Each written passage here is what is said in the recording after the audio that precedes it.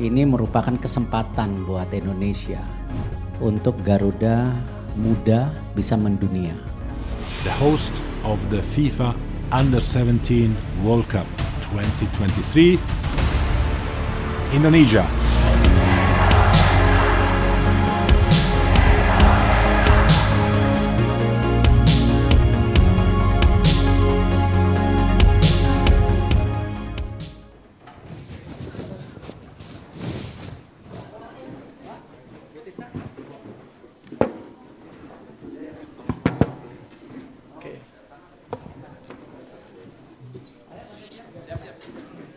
Cukup.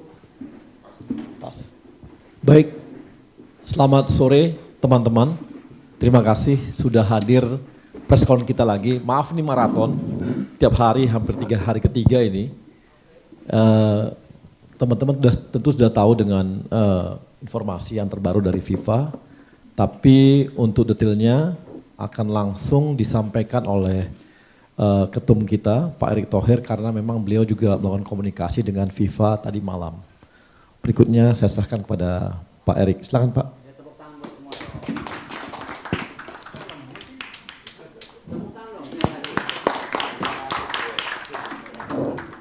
Kenapa lemes ya? Hah?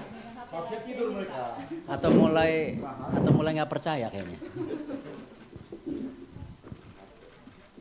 Assalamualaikum warahmatullahi wabarakatuh. Salam sejahtera untuk kita semua. Shalom, Om Swastiastu, Namo Buddhaya, salam kebajikan.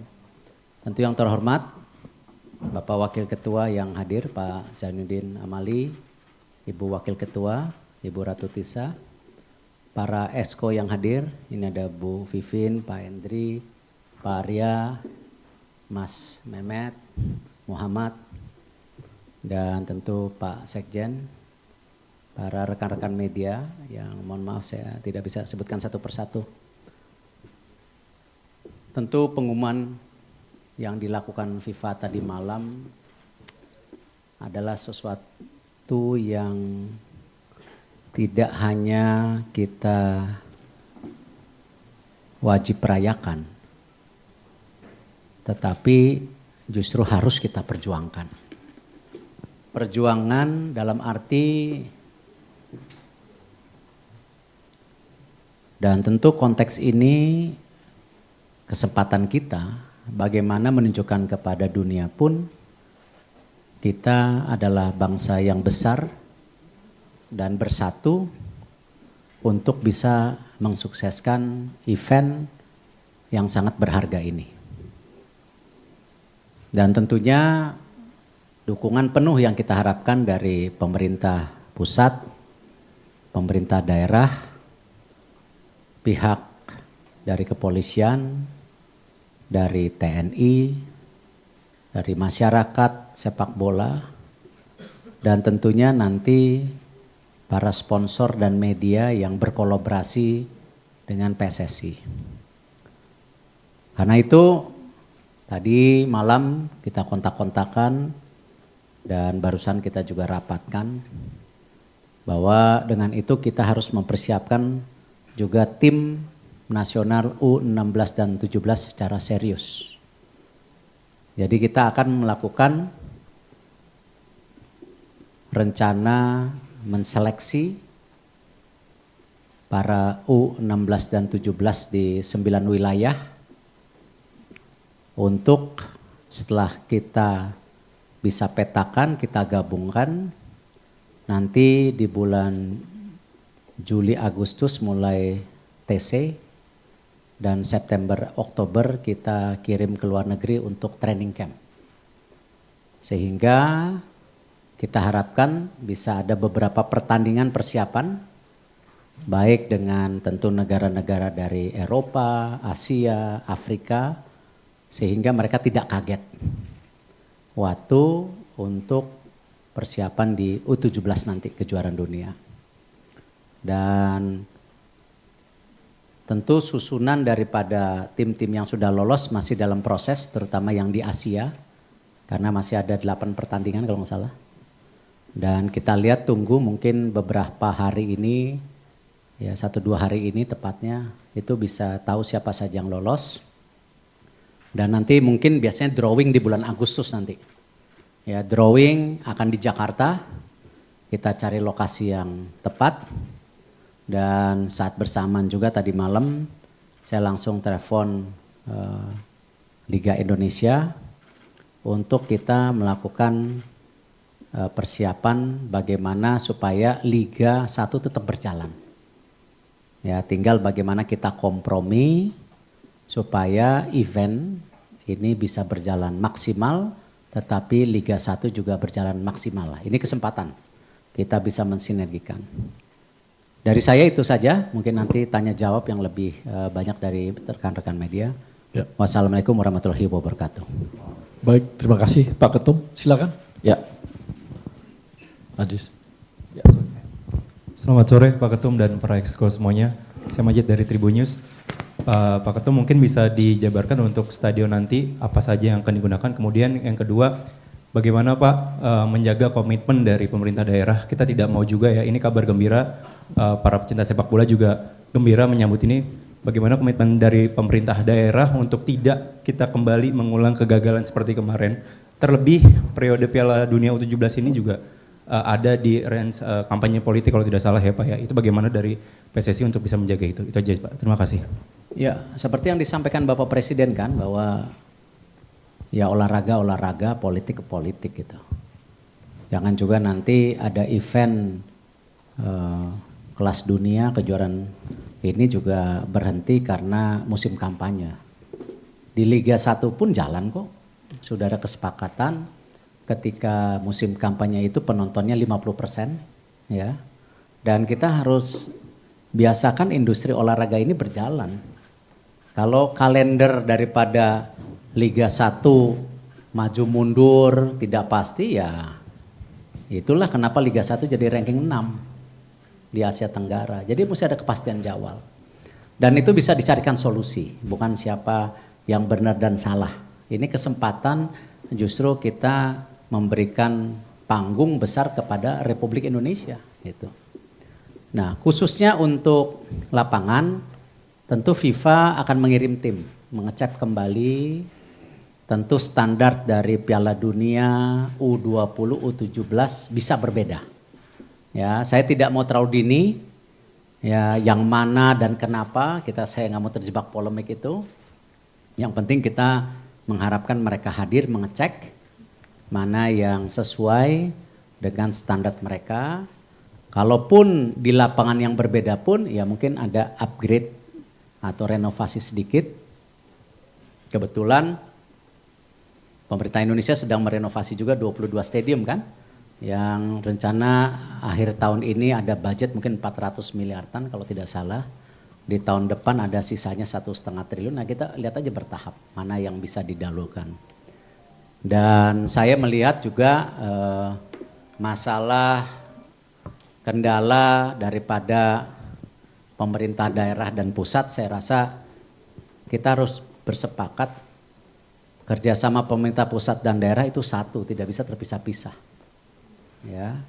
Ya tentu kalau ada perbedaan dari pemerintah daerah harus diskusikan dengan pemerintah pusat itu. Jangan kita ini sebagai bangsa dilihat tidak siap oleh luar negeri gitu. Nah, jadi saya berharap pemerintah daerah, apalagi yang nanti masuk list FIFA, saya nggak tahu yang mana, ya, waktu tanda tangan komitmen ya benar-benar komit gitu, ya. Dan tentu kami PSSB sebagai otoritas tertinggi sepak bola, kita harus menjaga marwah sepak bola Indonesia, juga marwah bagaimana kita ini menjadi satu kesatuan daripada yang namanya dunia sepak bola secara menyeluruh. Dan tentu kita sabar aja, kasih waktu. Karena terus terang kami semua di keputusan PSSI sebenarnya juga tidak tahu ya ketika ada pembicaraan lebih dalam. Ya, kita tahu ada rapat konsel, ya, tapi kita tidak tahu detailnya seperti apa. Kemarin sore saya di Kotak ditanya apakah Indonesia masih bisa menjadi alternatif, karena tentu di rapat konsil itu ada beberapa negara juga yang mengajukan. Ya, tentu saya juga mesti melapor kepada pemerintah, pasti tidak mungkin saya melakukan ini hanya PSSI saja, karena kita tahu penyelenggaraan sebesar ini pasti pihak pemerintah harus hadir ya bersama-sama kita. Dan setelah memang kita ada komitmen, ya kita laporkan, lalu kita bicarakan. Tadi malam kira-kira jam 11 kalau tidak salah, ya. Mereka 15 menit sebelumnya mengucapkan selamat, makanya kalau di Exco PSSI dapat duluan dari saya. Lalu saya laporkan juga beberapa menteri tadi malam, ya Menteri Keuangan penting dilaporin, ya Pak Bas saya telepon juga penting gitu kan. Lalu Menpora, Pak Menpora sedang di Jerman kalau tidak salah juga saya laporin, ya dan semua bersepakat ingin mensukseskan hal ini gitu. Ya alhamdulillah, saya rasa ini kepercayaan FIFA kepada Indonesia, kita, ini GR boleh dong. Ya, mereka melihat mungkin sepak bola kita benar-benar bangkit. Ya, kemarin di SEA Games bagus. Lalu pertandingan FIFA Matchday Palestina, Argentina rame. Hasilnya juga baik, tidak ada isu aneh-aneh. Lalu juga mereka juga melihat kita juga berani menjadi host AFC U23. Nah, hal-hal ini mungkin yang jadi pertimbangan dari mereka. Selain dari pasti mereka melihat bahwa dari 280 juta penduduk Indonesia adalah 7% itu pecinta sepak bola. Jadi mereka juga melihat ini potensi yang luar biasa. Gitu. Oke, baik. Sini loh. Dijawab panjang makin banyak yang nanya. Ya.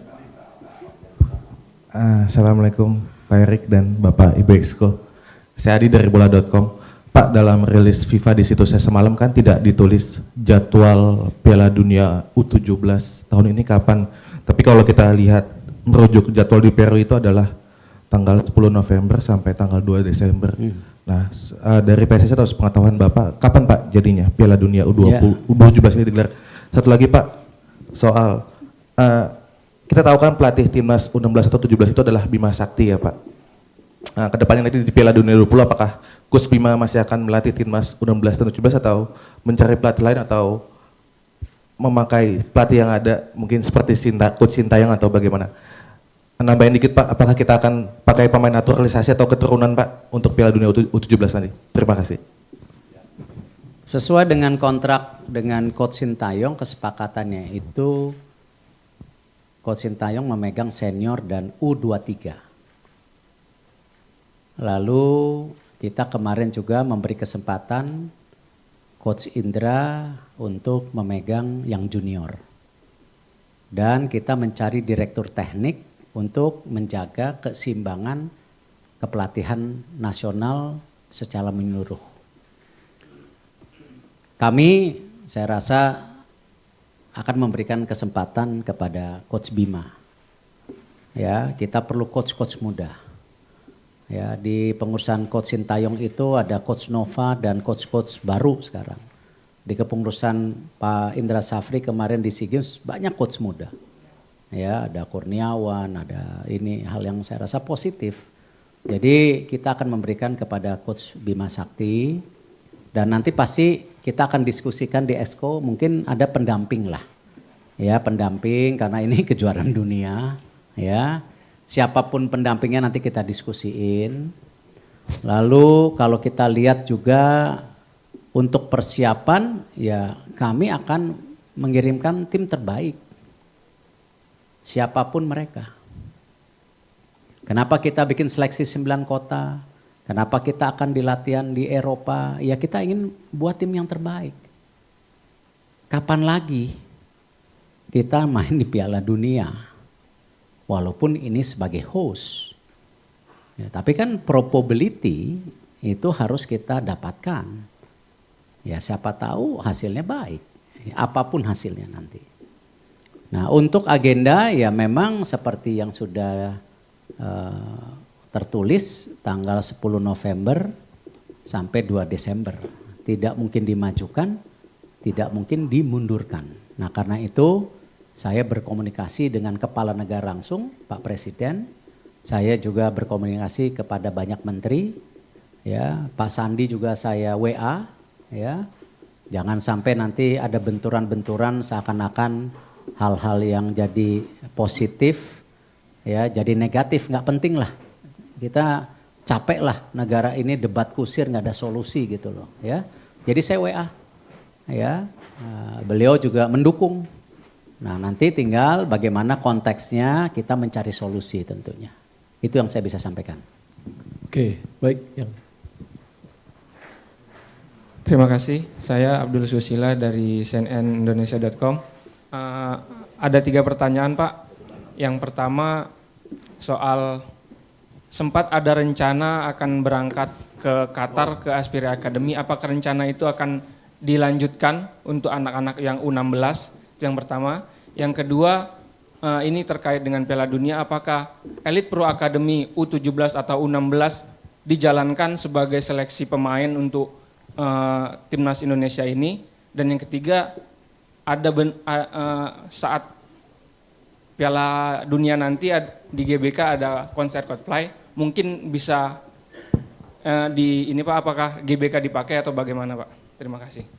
Ya tentu kita tidak punya rencana dapat U17. Jadi apa yang ditanyakan mengenai Elite Pro, mengenai ke Aspire, ya bisa saja menjadi sebuah solusi. Tetapi saya nggak bisa jawab karena tergantung daripada seleksi, waktu training center seperti apa, ini kita mesti duduk lagi gitu. Ya, tetapi apapun supporting yang dapat diberikan kita harus berikan. Ya, jadi tunggu yang itu karena saya juga sama Exco belum duduk sama Coach Bima juga gitu. Kalau kemarin saya bicara Aspire kan waktu itu saya pikir karena supaya U16 17 ini jangan kosong gitu loh ya. Dan kalau menurut data yang disampaikan Waketum barusan ke saya, Pak Waketum udah cek juga ke Coach Bima, banyak juga pemain-pemain kita sudah masuk ke klub-klub besar ya, ada yang di berbagai. Nah ini juga potensi yang bagus ya, saya rasa ini menjadi hal. Tentu hari ini press conference untuk sepak bola bukan Coldplay. Ya, jadi saya tidak bisa menyatakan apakah Coldplay itu mundur atau tetap. Pasti itu yang saya bilang kan itu harus jadi solusi, kita duduk bersama. Ya, duduk bersama mencari solusi karena dua-duanya event bagus buat Indonesia. Ya, jangan juga kita sentral ego bahwa ini yang benar, Anda mesti ngalah, tidak, kita cari solusi. Tetapi saya berharap memang bahwa ketika ada FIFA Match Day, ya, saya berharap ke depan tentu ya, lapangan utama tim nasional harus bersiap. Ya, karena itu kalender resmi.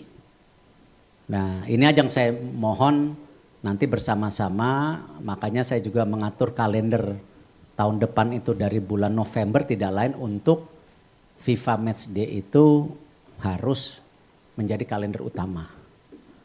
Ya. Alhamdulillah Indonesia juga punya lapangan yang besar sekarang. Ada Gelora Bung Tomo, ada JIS, nanti ya kita lihat standarnya sesuai tidak. Kalau ada kekurangan ya tentu kita harus samakan standarnya gitu. Jadi ada opsi menjadi hal yang positif buat saya gitu ya. Oke, silakan. Ya. Nah, berkurang yang nanya nih. Thank you very much. My name is Reski from Say Today. Please allow me to ask in English. I have a question regarding on will there be a hub or a bubble for the foreigner players later that in order to hold this World Cup, under 17 World Cup? Thank you.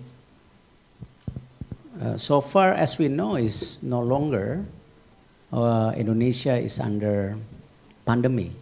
We already declared by the governments we are endemic. So to answer the question, there will be not bubble, but of course at the same time there is a statement from the governments. Indonesia is no longer open for 159 countries for visa. So the one who have available at this moment is visa on arrival. So this is something we will discuss with FIFA after we have a final team who will be attending or compete in the U17s. Oke, ya. Selamat sore Pak, Niar dari RRI. Satu aja pertanyaannya karena tadi disebutkan nanti tim dari FIFA akan datang untuk verifikasi lapangan lagi. Apakah ada kemungkinan jadwal untuk uji coba penggunaan VAR itu akan dipercepat karena jumlah stadionnya mungkin akan lebih sedikit daripada di Liga? Terima kasih Pak. Yang saya tahu di U20 itu ada VAR dan FIFA membawa sistem itu. Untuk U17 saya belum dapat kabar. Kalau ternyata dia bawa VAR juga, ya alhamdulillah. Ya. Tetapi sesuai dengan planning yang dilakukan oleh tentu liga, karena persiapan VAR ini bukan hanya menempelkan alat, tapi harus mentraining daripada tentu komponen SDM yang bisa melakukan VAR ini. Karena itu kemarin salah satu yang disampaikan pada saat rapat renovasi 22 stadium, saya mengusulkan kepada pemerintah dan Bapak Presiden mengamini kalau bisa memang dari total 1, 2, 3, 4, 5, 6, 7, 8, 9, 10, 11, 12. Mungkin 15-16 stadium yang akan dipakai Liga 1 ini bisa juga yang menjadi prioritas untuk direnovasi karena requirement untuk pengadaan daripada VAR itu kan sepertinya tidak berat. Jadi ada ruangan VAR, kelistrikan, instalasi fiber optik dan tentu internet dengan minimum yang diminta daripada supaya VAR ini bisa berjalan secara online. Jadi itu yang saya bisa sampaikan sementara. Oke. Ya. Oh, satu lagi. Satu lagi.